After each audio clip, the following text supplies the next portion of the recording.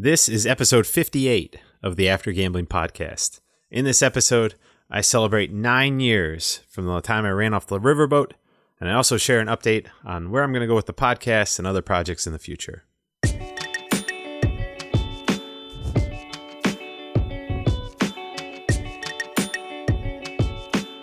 Hey there, and welcome to the After Gambling podcast. My name is Jamie. I'm a former problem gambler, and I'm also the host of this show.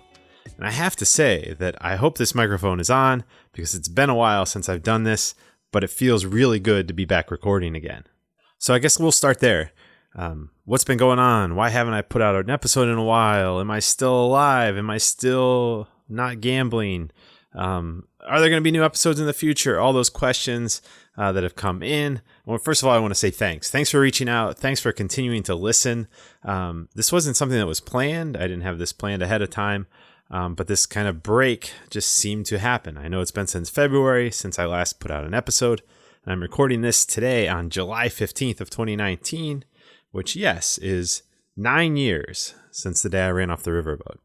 It's still kind of hard to believe. I actually went over, we have a local park, and that's where I went over and had a little chat when I got home to Akron, following my riverboat escapades, and I went over there. That was kind of the place where I agreed to go to Gamblers Anonymous, and so I was just over there this afternoon, did a little bit of work, but it was just kind of nice to go over there and just kind of reflect back on how many things have changed in my life since July 15th of 2010.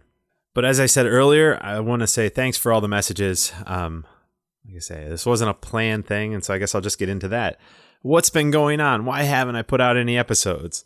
Well, it's a lot of things, and I'll try and explain as best I can, but basically life. In a lot of ways, I mean, even when I went back to changing this to the After Gambling podcast, the goal always with recovery is to get back to living life. And in a lot of ways, that's kind of where I've been. I know one of the last episodes, I think it was the last one I put out, I was talking about the personality test. And in taking that test, the one thing that stuck out, and it kind of shook me at the time, and I didn't realize even at the time how much it shook me, now I can kind of reflect and understand it, was the point on becoming a workaholic and just kind of diving into things kind of like we do. We're compulsive. We go into things deeply. And I started to do that with my work. And I was working long hours. I wasn't sleeping very well. I was getting up early and doing work and going to bed late after doing work. And just kind of mixing in work at all different places. And it's something I still fight even now. It's one of those things that I'll be on the weekend and I catch myself doing work. And it's just one of those things, as I started to look around at what I was doing with my time, how I was spending my time, I was spending a lot more time on the podcast, which I really enjoyed. And I was spending a lot more time with work. Work got really busy. And having my kids get older, all of a sudden we had a whole lot more activities there. And so we just had, everything was kind of boiling up and getting more time, time consuming. And it just something had to go. And for me, when I looked around at my family, they weren't going anywhere. I knew my own personal health and well-being had to go first. And my work, I'm very committed to my work, and I didn't want my work to suffer because that's one of those things. Work allows me a great flexible schedule, but it allows me the flexibility to do things like the podcast and to fill in things and to be able to travel and to be able to be with my family a lot more than I would be with a traditional 9-to-5 job. And so that was something that I didn't want to take advantage of that or take that for granted and all of a sudden have that boil up and be something that all of a sudden boiled over and created a problem that just kind of spilled over into all other areas of my life. And so with all that kind of going on, it was just one of those things that the podcast, it was something that I said, well, I'll do it in a couple of weeks. And I'll do it in a couple of weeks, and kind of was pushing out at first because I didn't feel comfortable saying, okay, I can't do it, because I still felt that commitment to you, the listener, because it's been awesome to interact and to see the number of people that tune in and listen to me talk out of my basement in Akron, Ohio, which is kind of still weird and odd to me. But to know that you cared enough and that it helped you enough, I definitely didn't want to stop. But it was something that I had to do. I had to take that break in order to do those other things, to make sure that I wasn't shortchanging my family or shortchanging my work in order to continue on with the podcast. And I just, to be honest, I didn't have a good way to say that. I didn't feel comfortable saying that. And now today, the one thing I will say is that I don't have anything scheduled for upcoming episodes. And the other part with it, and as I've kind of been thinking about it, even towards the end of the last few episodes, I was really struggling to come up with topics. I don't know. And a part of me just felt like, okay, it's almost like a book, right? I mean, I had shared everything I knew, everything that I knew and experienced. And I've filled up the book, and the book was almost done. So in a lot of ways, I don't know. The podcast could be one of those things that at this point, it is what it is. It's kind of a finished product to this point. The episodes will continue to be up. And I would encourage you, if you're looking for something to listen to, maybe go back and listen to them. Because I'm sure it's like I go back and read books over and over. Because there's things that you pull out the second time around that you didn't quite get the first time. So that may be one of those approaches. But it may be something that I get to the point where I say, okay, there's nothing else for me to add to this. Now, having said that, I know the one thing that people absolutely love, and I know and I agree, hearing other people's stories is fantastic. It's incredible. The stories, the people that have come on, I cannot be more thankful for them to come on and share their stories. I'm sure those are the episodes that you like the best, that you come back to, and that's what a lot of people have said. And I love interviewing them and having those conversations. My struggle is those are also the hardest episodes to do. They take the most time, the most planning, and then the most in post-production, kind of cleaning up the audio and getting it ready to ship out to you. So it was one of those things, I like doing them, but they're definitely the heaviest. So as I was looking at this and thinking, okay, can I continue on with it? Maybe it's something where we get to the point where, hey, I do the interviews, but they're less frequent. I don't know. And that's like I say, I will try to do anything I can. I'm going to do in the future going forward. I just felt like I wanted to come on and just kind of say, I don't know what it's going to be or where it's going to go in the future. Now, having said that, I definitely don't want to step away from helping kind of in the fight to kind of reduce problem gambling and gambling harm. That will always be a big part of kind of my efforts, no matter what I'm doing in life, is to kind of help out in any way I can.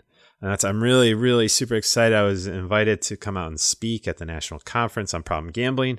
Again, I'm going to be doing a little 15-minute presentation, which is a little bit frightening. So think about me this upcoming Saturday. I'm sure it will go really well. I'm really excited, but I'm going to be able to share out there and share on a couple other panels. And it's one of those things, like I say, I'm going to continue to do this type of stuff. It was just one of those things I had to start pulling back.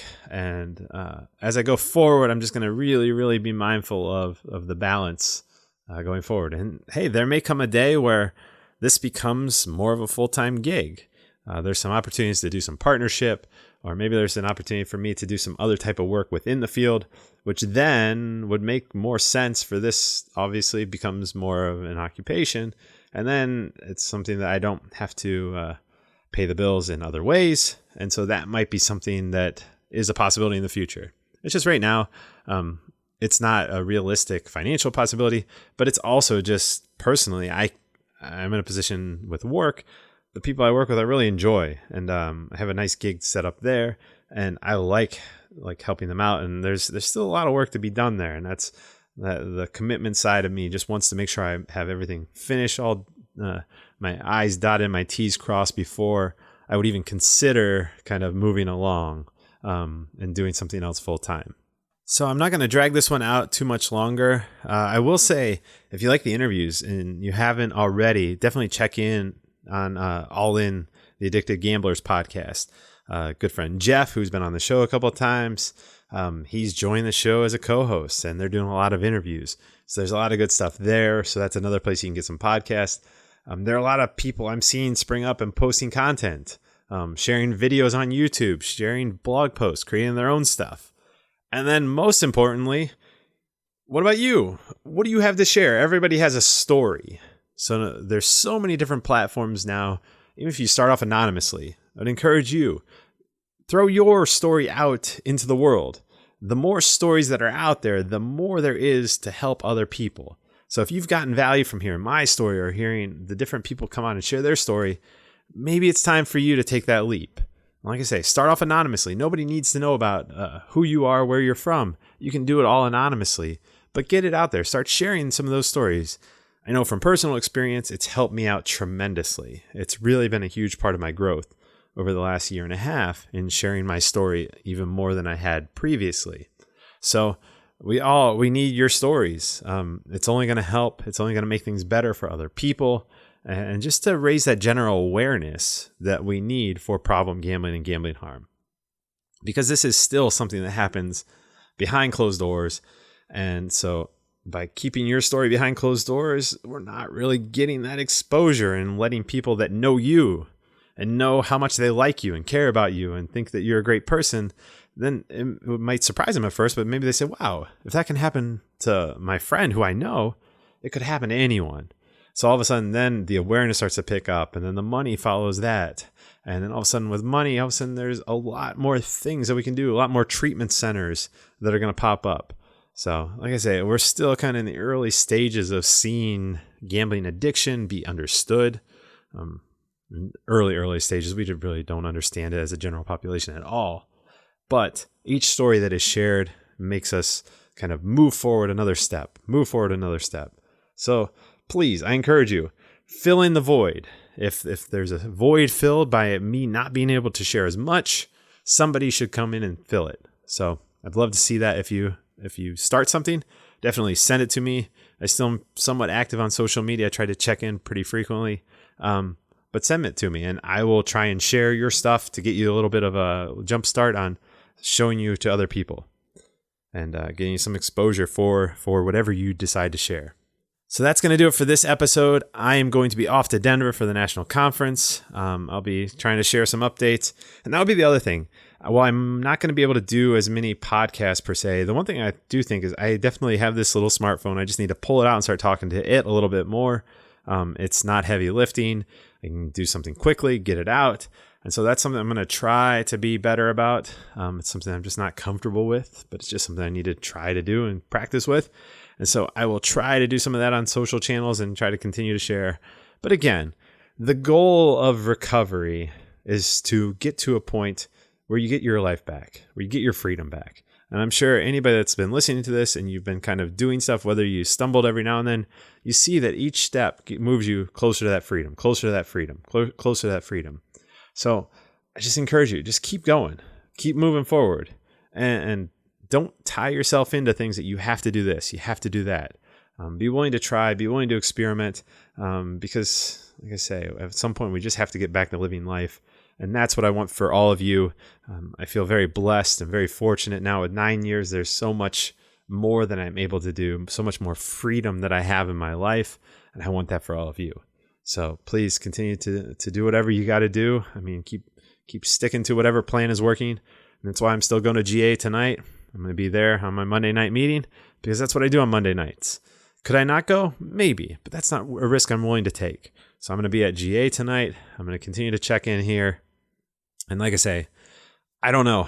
Maybe the plan in the future is to sit down and record a bunch of episodes in a day and then ship them out a little bit at a time. And maybe that's something that if I have something to say, I can do. But obviously, like I say, I need to sit down and really brainstorm and look at what I've done in the past and say, okay, what else do I have to share? Because I don't want to just put out episodes to put out episodes. I don't want to bore you. But if I have something that I think is valuable, I would definitely love to share it and create a platform in order to continue to do so. So let's all band together, continue this conversation around problem gambling, gambling harm, and what it's like to not only be a gambler, but also to live in recovery and to regain our freedom.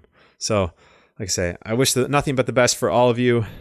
Thanks for listening. I'll continue to try and post any updates I can, but know that things are good, and I just really appreciate everything that you've done, all the messages, all the support that I've gotten. Like I say, I'm a lucky man, a very fortunate man.